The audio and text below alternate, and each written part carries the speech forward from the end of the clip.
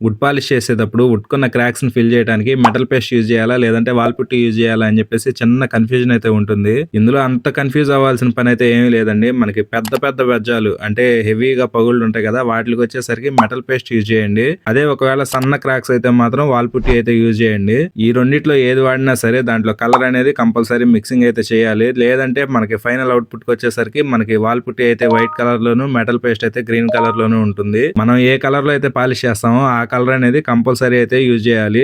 అదే విధంగా తమిళనాడు వాళ్ళని చూసుకుంటే మాత్రం వాళ్ళొచ్చేసరికి మనకి షీలర్‌లోనే చాక్ పౌడరు ప్లస్ పౌడర్స్ మొత్తం కలిపి మిక్సింగ్ చేసి పెట్టేస్తుంటారు. మనకొచ్చేసరికి మెటల్ పేస్ట్ లేదంటే వాల్ పుట్టి ఈ రెండిట్లో ఏదోటి యూజ్ చేస్తారు. మనకి ఏదైనా సరే ఒకటి గుర్తుంచుకోండి, మనకి సన్న క్రాక్స్ అయితే మాత్రం మెటల్ పేస్ట్ అయితే అక్కడ వర్క్ అవ్వదు.